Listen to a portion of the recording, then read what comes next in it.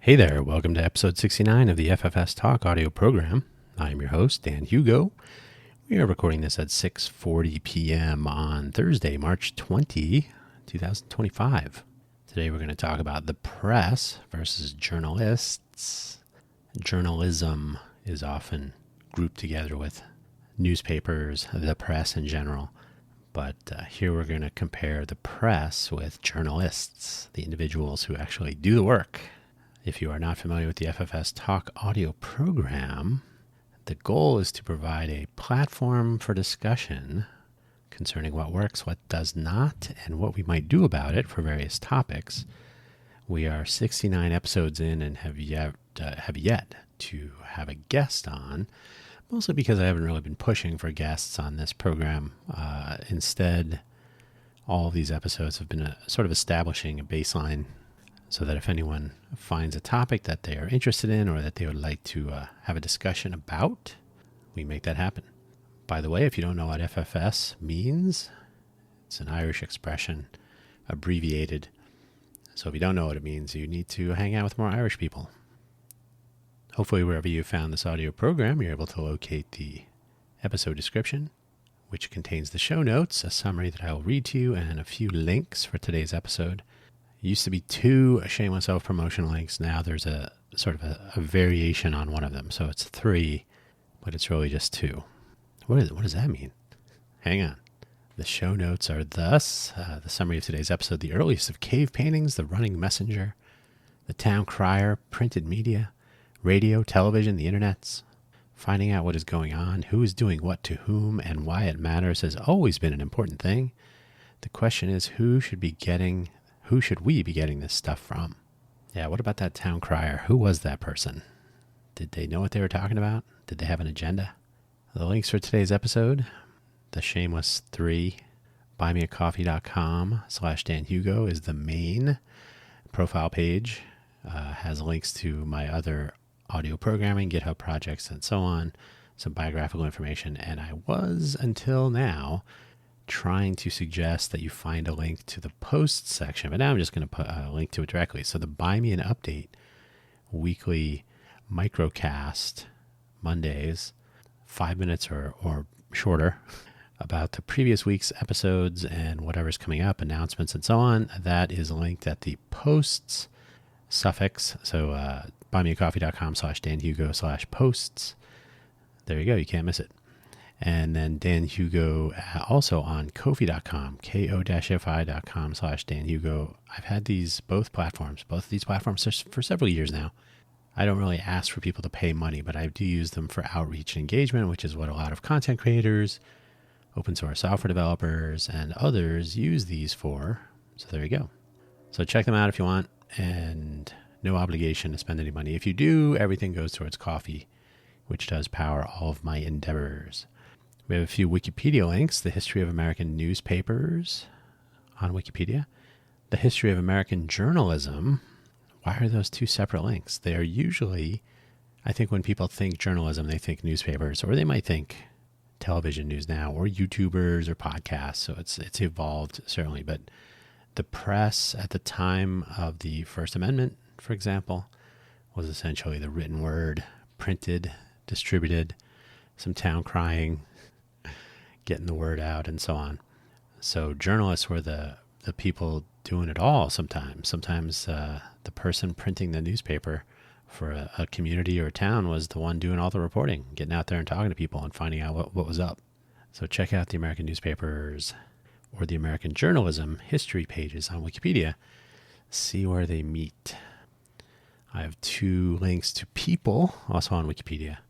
Walter Lippmann, Lippman, Crystallizing Public Opinion. I think I've read that book, and the fact that I am not totally sure means I should read it either way.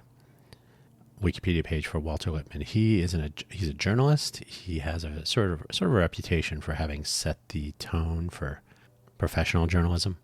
And then Edward Bernays, he has authored a book called Propaganda, along with a few others. Famously, the nephew of, I always space on his name, the famous psychiatrist, the Sigmund Freud. Why do I never want to retain that? I can always picture him, but I can never remember his name. Sigmund Freud. So Edward Bernays famously helped to change public opinion through propaganda. And I always thought that, to be honest, I thought Lippmann and Bernays worked together, but I really didn't. That may have been just one of those things. A Mandela effect, maybe. Didn't they work together on, because they do criticizing public opinion, propaganda, those kind of fit together generally as notions and titles for books. Edward Bernays famously, though, helped Woodrow Wilson craft a less isolationist view from the public so that the United States could get involved with World War I, which at the time was simply the Great War. Who knew there would be a sequel? So Edward Bernays, check that out. I have read Propaganda. It's an interesting book. And it is said that Joseph Goebbels of the German political party, what's the name of that one? I can't remember that one either. He used to carry around that book in his back pocket. It has been said that America really did perfect propaganda. So some of that was through the press and other means. These are relevant, so hence the links. But that's not really totally completely what we're going to be speaking about today. We're really comparing press companies, publishers, big business, and the independent journalists that have evolved that we can all find on Substack and Twitter and Blue Sky and elsewhere today. But still, Walter Lippmann, Edward Bernays, seminal characters. So are people like Benjamin Franklin and people that came before him, and Gutenberg inventing the printing press and the invention of the telegraph and TV and all that. So these are just two links. Hopefully, if you're interested in this stuff, you will wander down a path. And by the way, I'm still, I'll get to that in a moment. Okay, then finally, the Posse link, publish on your own site. So there's some parenthetical extra words in there. POS, publish own site. That is, publish on your own website. Publish your blog, your photos, whatnot. Publish on your own site, syndicate elsewhere. So you publish a link on Twitter or Blue Sky or Threads or so on, et cetera, et cetera. So when you share your links or you syndicate them elsewhere, if you get quote unquote canceled or if the platform decides to go under or whatnot, your content is always available because you're publishing it yourself. So this is actually like more directly related to what the notion for today is that should independent or should journalists be beholden to a big company, a publishing company, et cetera, the New York Times, Disney for ABC network news, Jeff Bezos for the Washington Post, sort of tangentially Amazon-ish, but not so much at present. But anyway, should an independent journalist be independent, or should they be publishing through these channels that have much more control over what they say and how they say it? And of course, the headlines, which are not necessarily written by the journalist or the author of an article, and they're so often clickbait. And YouTube and social media are only furthering that. So let's get started then. Some history. I am presently looking for some materials to read over for a solid look at the history of the press, capital T, capital P, as it was referred to in the First Amendment of the U.S. Constitution and prior with regard to reporting news to an interested audience. So in other words, I'm looking around for some books to read and to get more familiar with how the press was perceived and how it has changed over the years. I've talked about yellow journalism before, and when I was in my academic career, I have crossed through some of the press history and discussions of it, mostly about print media, but that was a long time ago. So a deeper dive independently is in order. For now, let's look at the more recent U.S. history, if we can remember from high school classes. Remember high school? The fact that during the formative years of the United States, the U.S., in the colony days and after, so after the Revolutionary War, the Constitution, the press was a big deal, and publishing scathing editorial using pseudonyms was quite common. Those are sort of famous if you read or if you if you read up on those times, Jefferson and Adams and others, Hamilton and probably all those guys, were basically writing editorials and publishing them in pamphlets and print media of any kind to make their case for different political viewpoints and whatnot. Famous political figures we all know today were hashing out their arguments in the print version of the digital square, as YouTubers do today, sort of like printed diss tracks. Apparently they got quite heated. The press, once again capitalized, a term which could probably be applied to the likes of Benjamin Franklin back in those early U.S. days, evolved through the 1800s into big business run by real companies and often taking on particular political views using various means to outdo each other and extracting benefit from their ability to shape public opinion. Benjamin Franklin is the name we all know. Prior to his kind of entering into the publishing and other luminary activities he became known for. Before Benjamin Franklin was doing that, there were others. The colonial marketplace for sharing of news was not dormant. So these are the sorts of things that I would read more about in more detail. But if you do look at the Wikipedia article about the history of American newspapers, you'll see some information about publications that came along, 100 years earlier or so. So, yeah, dive into that. So journalists and journalism. What do I mean? The Wikipedia article about U.S. journalism really conflates journalists with the business of publishing their reporting. In the very early days, one could argue that they were one and the same, with Benjamin Franklin again, for example, and there are people who were sharing news before him. But once again, we're sticking with Ben because everybody knows him. Publishing the news he was coming across, so he was the reporter and the publisher. He probably took some other stories and tales from others, but and again, this is something I need to read up more on for a greater understanding. But generally speaking, and you see this represented in any sort of movies or other stories from those times, was that you had your local newspaper person who would print up the newspaper, publish it for the town to read, and they were also out there talking to people and creating the stories or telling them.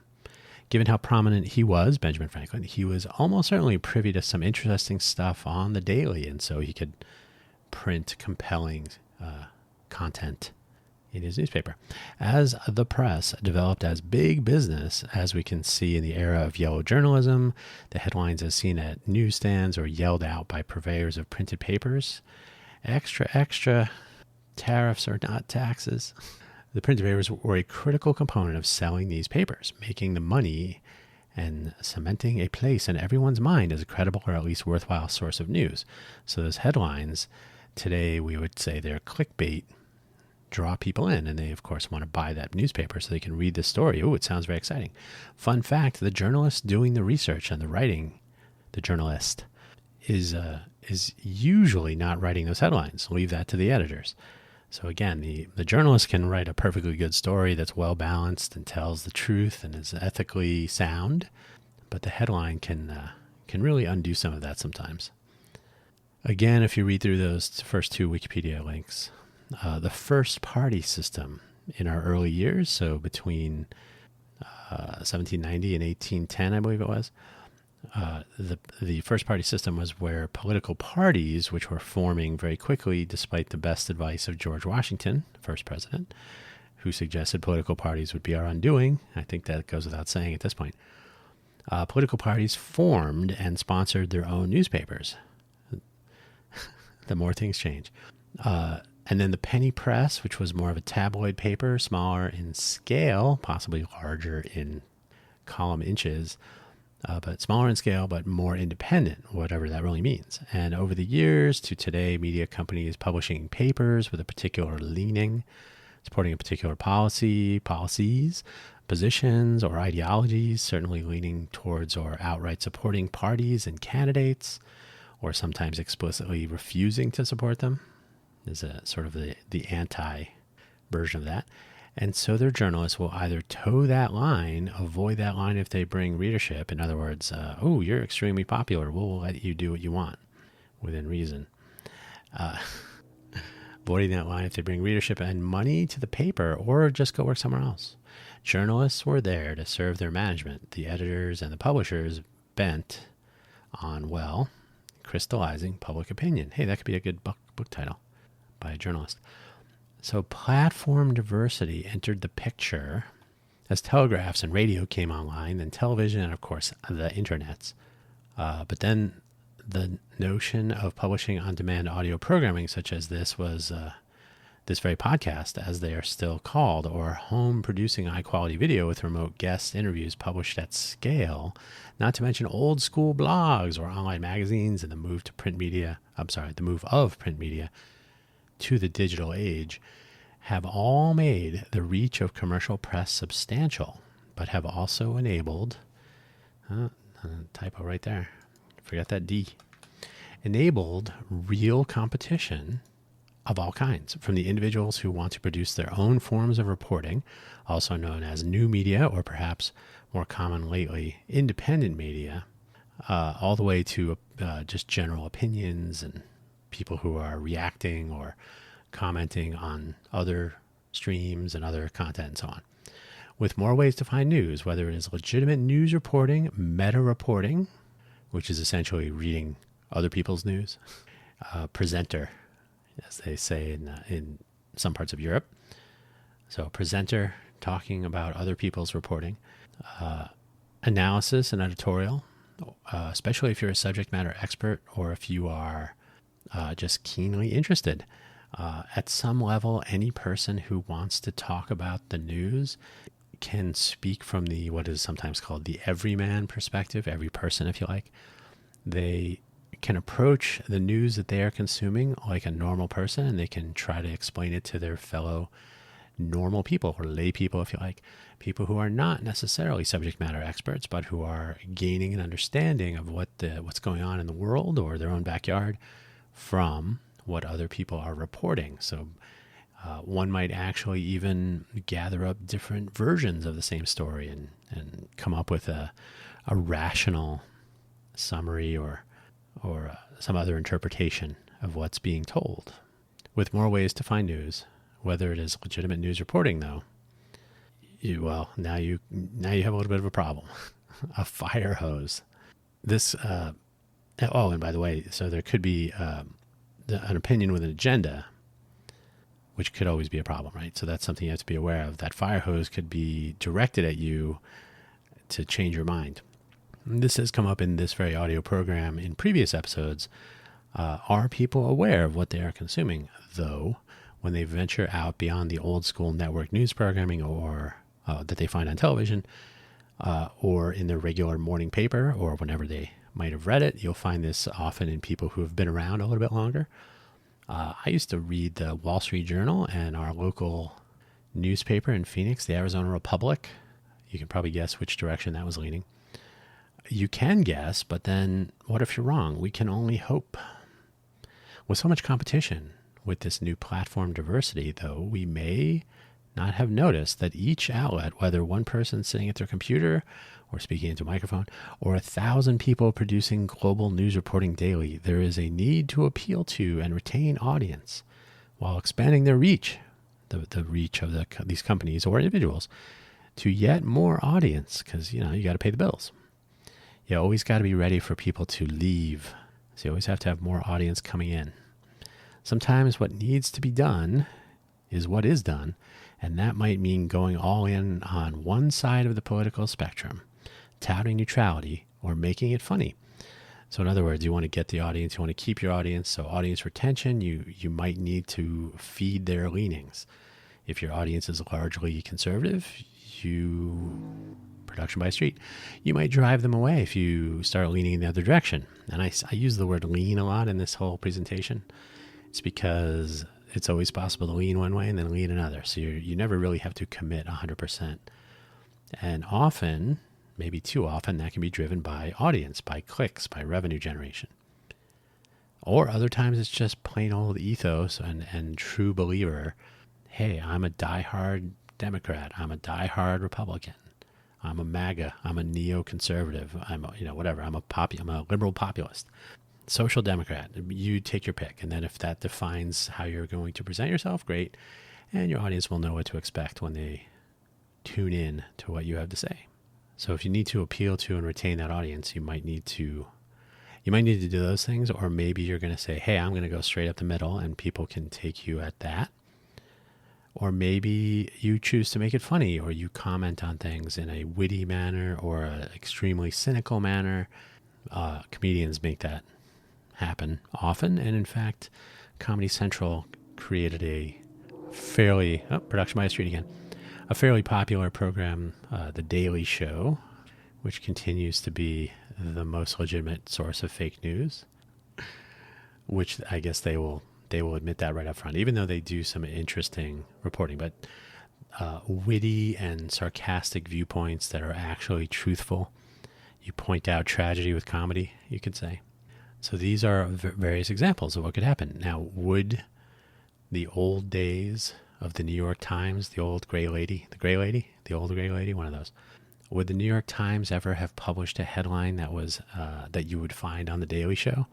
Would they have mocked or made fun of in general, or would they have somehow made humorous a tragedy on their professionally generated and highly reputable front page, as seen on newsstands everywhere? Oh, it's a noisy day today. Sorry. Probably not. The New York Times had their position, and it was probably serious. Today, I don't know if you could argue that same thing. Even stalwart left-leaning outlets have been swinging towards the right for various reasons. It depends on, and by the way, this could be an actual problem to consider. It may depend on where their entanglements are outside of news reporting. The likes of, as I mentioned earlier, Disney owning ABC. So the George Stephanopoulos lawsuit was settled. And of course, this is just my take based on what I read. I have no part in this whatsoever. But the supposition was that the lawsuit would never have been successful. The ABC would have prevailed if they had actually gone to court, but they settled because their parent company, Disney, has other business that they want to make sure does not get held up, slowed down by regulatory intervention or other such things.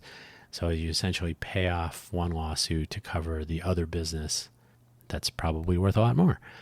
So that's where you sort of have to wonder, where's my news coming from? What is affecting the messaging? What's affecting what's in that headline and what they're allowed to write? Are they being extra careful? Are they serving different customers? So where on the spectrum? As I record this, there has been a barrage of podcaster advertisements, ad reads. I don't really have any of those. Maybe someday, I don't know.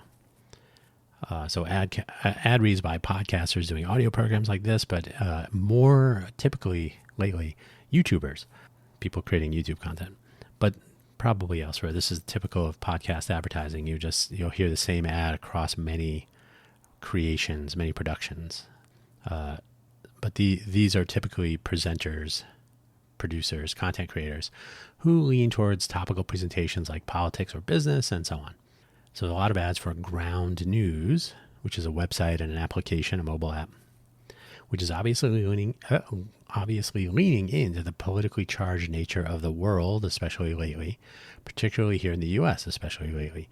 Their product aims to inform their customers, so that would be you or whomever, about their news sources and specific news items where the reporting lands on news stories as reported by the various news outlets. So in other words, Ground News is presenting you like, here is the story as presented on different parts of the spectrum, left or right. And during the ad reads, the person describing this will say, now I know that one headline said this and the other one said that, and I can try to determine for myself what the truth is.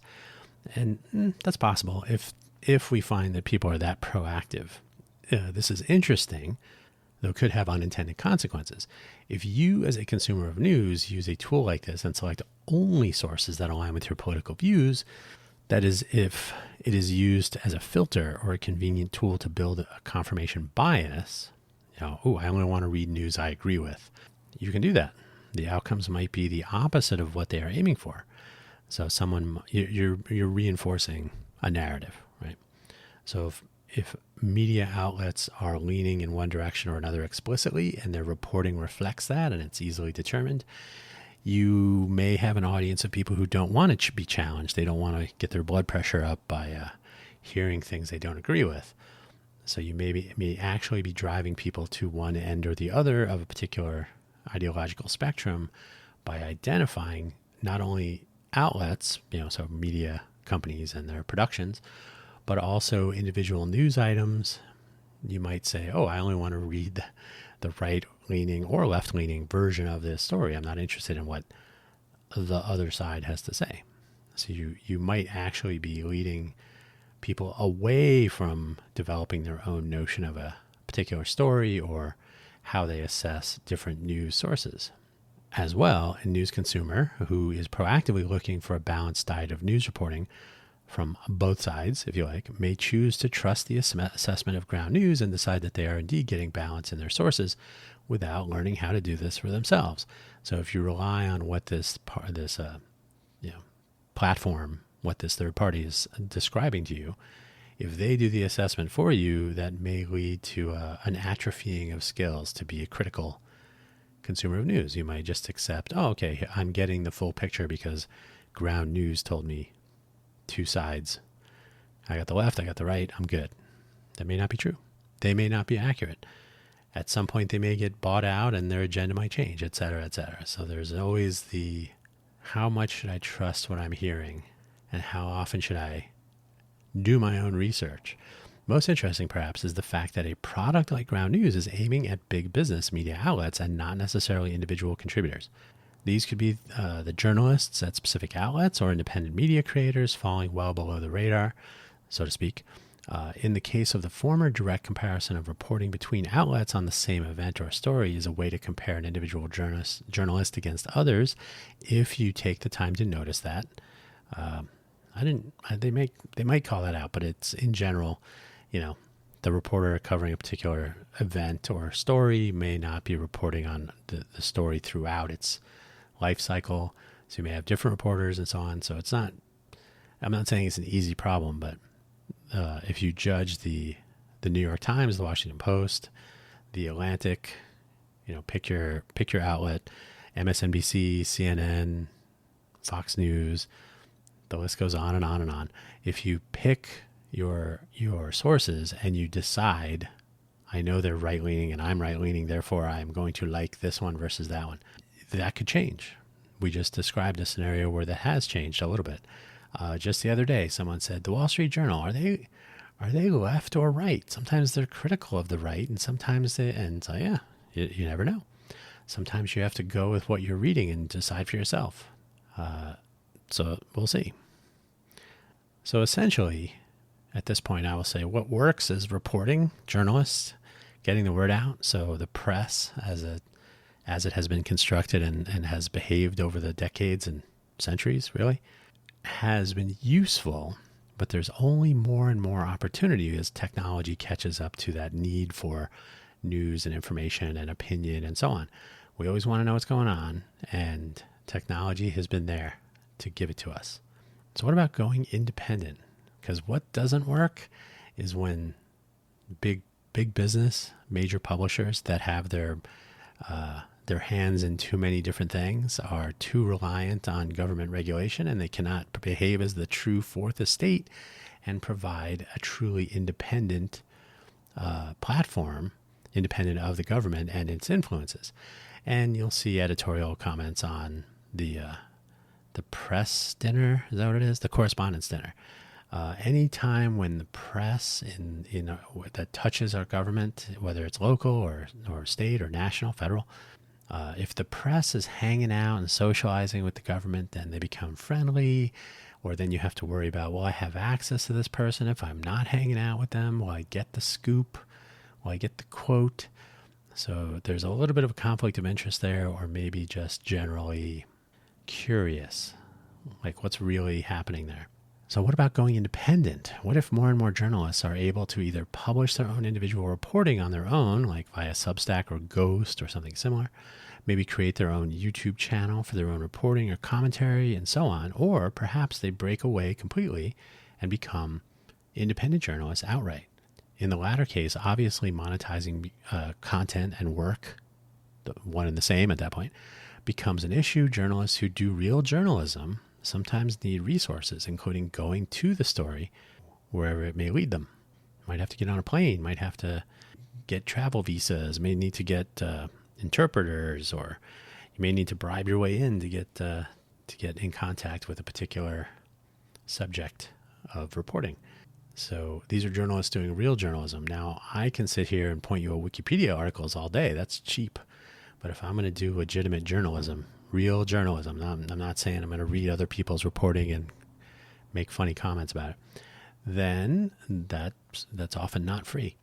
An independent journalist needs those resources as well. An independent journalist need not fit their reporting to the ideology in general of an employer or their own even,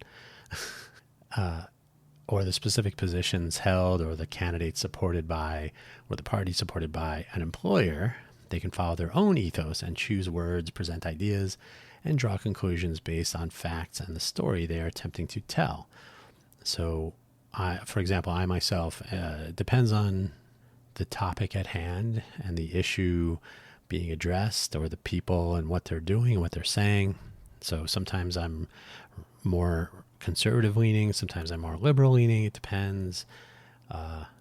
And I've pointed this out in a previous episode of at least one of my audio programs. I try not to make up my mind before I know what the issue is.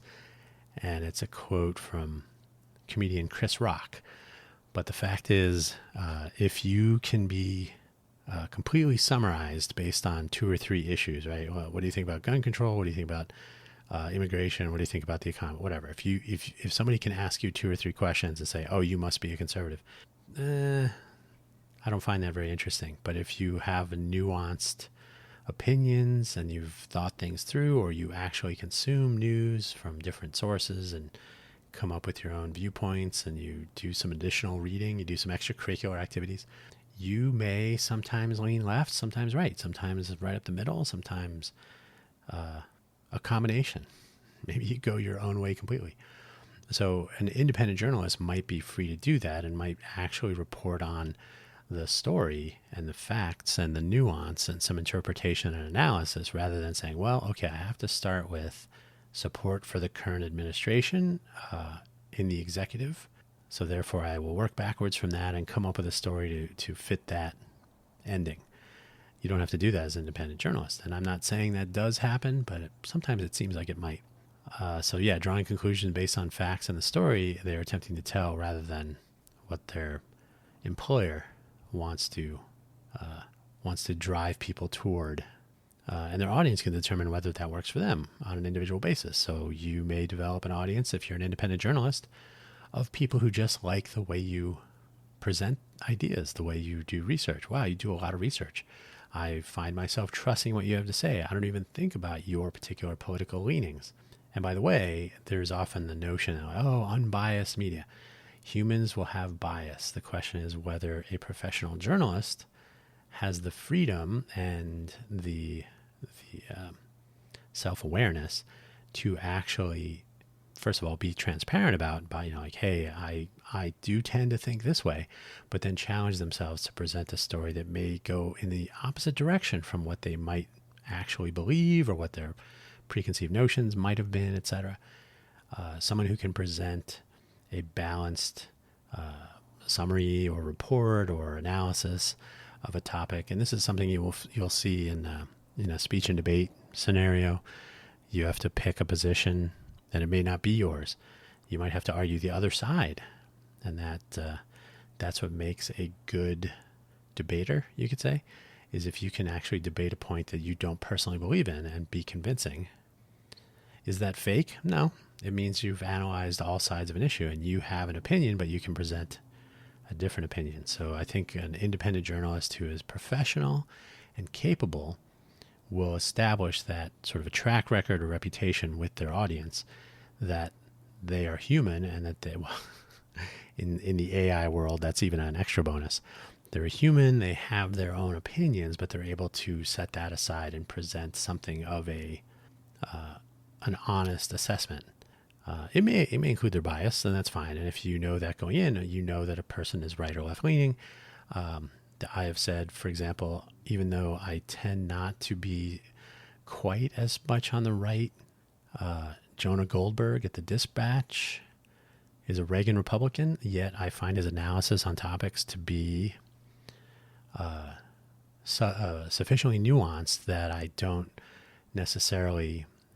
forget that he's a Reagan Republican. He does make some right-leaning assessments and presents right-leaning ideas, and that's totally fine, because if you know that going in, you can say, oh, okay, I can see where he's getting that opinion based on his personal biases or preferences on different viewpoints, different ideologies. So if you can, as an independent journalist, develop that reputation and ability to present ideas so that people understand where you're coming from and don't have to automatically assign ahead of time, oh, you're a reporter at the Washington Post or the Atlantic or the the Wall Street Journal or the New York Post. Oh, the New York Post, and you're right-leaning. Go figure. There's all kinds of ways that you can do things as an independent free agent, and you don't have to do what your boss tells you. And I think that might make for a richer news landscape, or at least a analysis landscape. The journal, I've talked about journalism before. Journalism, and I am not a journalist by any means, but I think the art and science of journalism is something that people can often brush off, almost like, if I can risk this analogy, my professional photographers out there, has anyone ever said, oh, I can just take the picture with my iPhone? Why do you charge so much? Because I don't use an iPhone. I'm using a real camera. Let me tell you about depth of field and so on. So there is a difference. And when a professional journalist is doing the work of a journalist, it shows up in the output, their product that they're producing. And if they can do that freely with the financial support of an audience, so much the better, I think. Perhaps fortuitous, many individual journalists and reporters and even presenters, those are people that basically on television or sometimes in the radio, they're just reading news, so they're not actually doing analysis so much. They might do some analysis, but they're really reading the news off a teleprompter, maybe. So many individual journalists and reporters and even presenters were active and often found on social media platforms, like Twitter when it was Twitter. So over the years, Twitter developed this reputation as being the place where journalists hang out. So you might get commentary if their employers, putting up the air quotes, let them. That's my real name. I'm giving you my real opinions. I might link to articles on my employer's platform. Sometimes I wrote them, sometimes written by others, might be from other platforms sometimes. So it became a place where news could be discussed in Twitter-sized bites. And now that shows up in clips and shorts on Instagram and YouTube and TikTok. So you have video engagement. You can now see the person. They can give you some intonation and facial expression, a little extra detail in how they're telling a story, which make their individual presentations identifiable. Now you know in a parasocial way who that byline belongs to. Hey, I know that person. That's Maureen Dowd, for example. I don't know too many bylines off the top of my head, so that's one, right? And she has certainly been on television, on cable news, on other outlets, so you can identify who that person is, and then you can associate that person with their opinions and what they have written. So all this has helped to connect the reporting with the individuals doing that work, rather than being only a byline, only a printed name or a credit. Probably more on with newspapers, so more a byline. Once you're on television, you do have some sort of an engagement and an identifiable persona, but when you can actually interact on social media of the day, whether it was Twitter back then or more options over the years, probably so much the better. Now you are part of a community of people interested in what you have to say. So all this said, and again, I really want to learn a bit more about where journalism has developed in the days of big business and press, major publishers. What was it? William Randolph Hearst and Mr. Pulitzer. I can't remember his first name. And the yellow journalism days.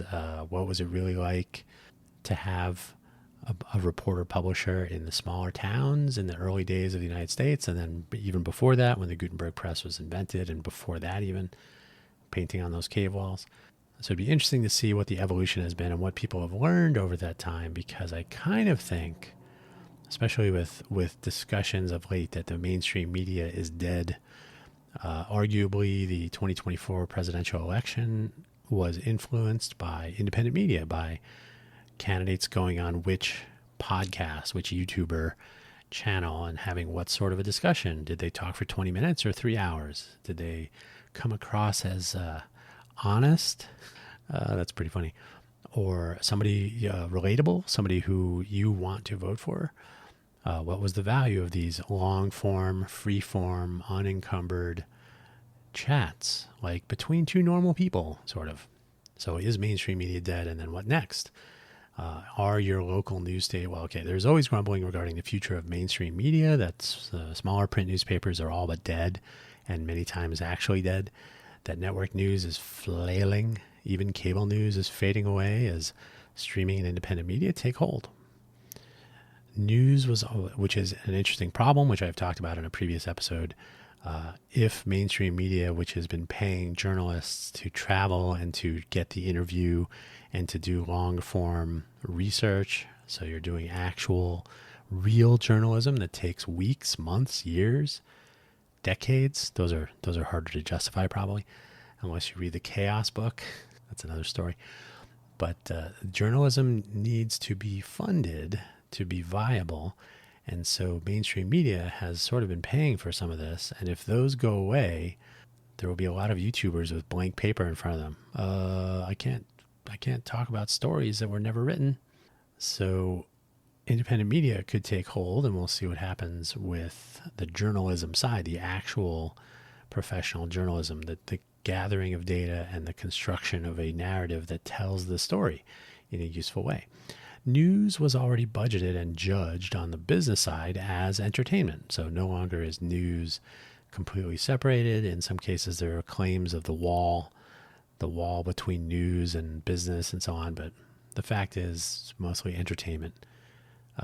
Whether it's entertaining is a different story, but it's managed by entertainment. Why not lead into that with anyone tackling reporting, presenting and opining for themselves? No journalism background required. Yeah, that's great. On the other hand, journalists have slowly but surely made, more production by street, made, not make. Journalists have slowly but surely made their own names, often via Substack, but also leaning heavily into their own identities on social media directly and via appearances and collaborations with other indie creators.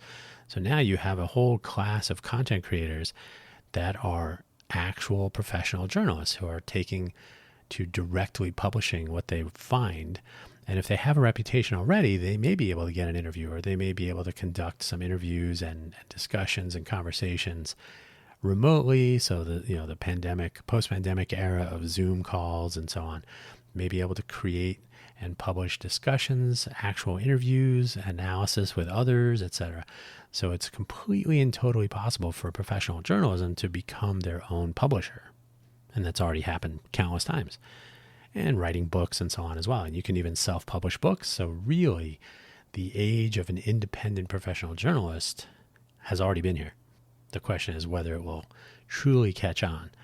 I would even suggest that perhaps a future for companies driving journalism as the press today might become aggregate publishers, facilitating journalism projects like funding these research engagements that might take weeks or months, the travel that might be necessary, other resources like production and of the final output. So maybe, creating the final video or the final print series or publishing a book or, what have you. And they can develop the advertising campaigns that would go with this and so on, driven by those who have developed their presence and reputation as independent professionals, building their following and potential value in this model. So in other words, if you are already well known, I will say when I worked at salon.com many, many years ago, 2005, every once in a while on the fax machine, remember those? There would be faxes from some of their contract writers. So this is not even a new idea. So Salon would pay the likes of Cory Doctorow and I cannot remember, Tom something. I actually read Cory Doctorow to this day, so that was my first introduction to him, was seeing his name in that context. And okay, so he's not here in the building, he's out there somewhere in the world, but he can still work for Salon on a contract basis or on a per article basis and whatnot. So this is not a new model. The question is whether it could actually take over for what is today quote unquote dying business of news reporting, of media, especially mainstream, as they call it, mainstream media. Companies that have been around for a while, companies that are showing their age, companies that are relying far too much on native advertising, on packages, news reporting packages. We've seen this before where they'll show 100 different local news stations all reading the exact same copy. They all just sound like they're doing the same voiceover, the same ad read, and it's a news package. And maybe it isn't. So could it be that a new form of big business or of mainstream media could evolve from driving news and owning the reporters, the journalists, to gathering and aggregating, same word, same meaning, the reporting of professional journalists and making that available to the general public at large, not writ large, so that whether it's local news or whether it's national or global, the possibility of getting different viewpoints and aggregating that into a presentation that many of their audience, many readers, could consume and appreciate, whether it's on their side of the confirmation bias aisle or the other. So rather than having a New York Times that supports one particular ideology and one political party and one set of candidates for a particular election cycle and so on, you could have platforms that actually publish a diversity of opinions and viewpoints from professional journalists or even up-and-coming journalists with some sort of pay compensation model that's appropriate.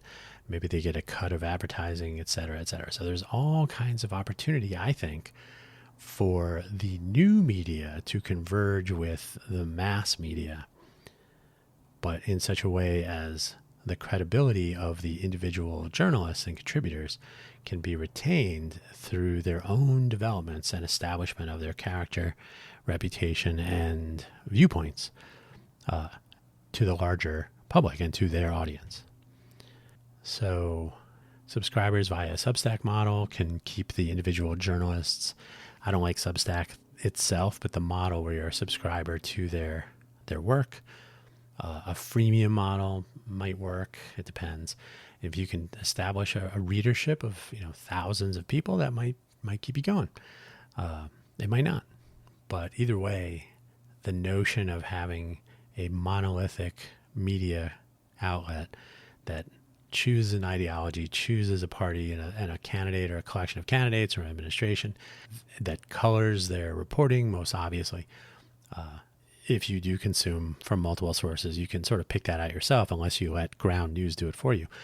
But if there is the possibility of a new world order of independent journalists that can monetize by direct engagement with their audience, with the readers that appreciate their work, or the listeners or the viewers, whatever their audience and their production is, but at the same time be a part of a marketplace of ideas where independent professionals pursue their ideas, but big media can then change their role in the big model into that aggregator and publisher of a variety of viewpoints, a variety of ideas, and so on. It's sort of like book publishers fund writing, so the book comes out later, they'll give you an advance now, or the marketplace for syndicated media programming where you produce a series of television, for example, and then you sell your syndicated programming into a marketplace. And so you're in the old school television marketplace, your syndicated television show might appear in 50 markets. So then it comes down to whether you can produce quality, be an established presence in the news and reporting and journalism landscape, and then attract business of whatever kind you are after to get your story out. There you go. So I don't know if this was rambling or not, but I'm actually kind of interested in this, in the way ideas germinate in the public mindset and the way they turn into actual outcomes that are sometimes consequential, to say the least. And so I think what works is the general notion of people who gather and analyze and present the news, whatever that really means. I think what does not work is the completely obvious bias that is present and which may actually shape the quality of the telling of those stories. And I think what we can do about it is, as I've suggested, maybe introduce a different type of mainstream media publishing model where they don't try. Now, they could still, the New York Times could still maintain their political leanings, and they might choose independent journalists that are in keeping with those leanings, but they don't have to, because they're no longer employing the journalists. So they're not going to choose journalists that align with an ideology. They can choose stories, or they can choose topics for reporting and hire reporters that do different types of reporting. So I think it loosens up the model and removes the constraint on the content that is produced, but the actual company itself doesn't have to change its particular leanings. You don't have to become a completely centrist platform, but you can bring in a diversity of ideas in how you present them, or not. So I think, personally, I think there's a renaissance afoot for the way news and opinion are presented. And again, the YouTube revolution has created a whole bunch of meta reporters and editorializers and reactors and people who just want to share their opinions on things, and they'll use existing reporting or Wikipedia links as the roots of their presentation, as the bibliography, the references, the source of some knowledge and insight.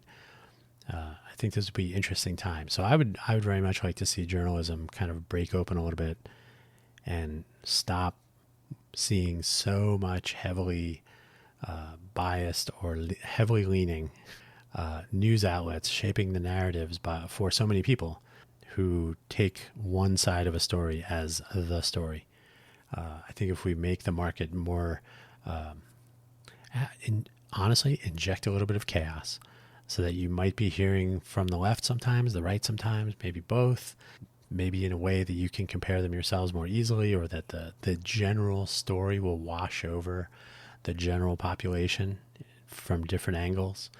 So yeah, I think that the days of the big companies owning the news outlets, the yellow journalism inspired business models, and you can read about yellow journalism. Just look that up. Yellow, like the color, yellow journalism.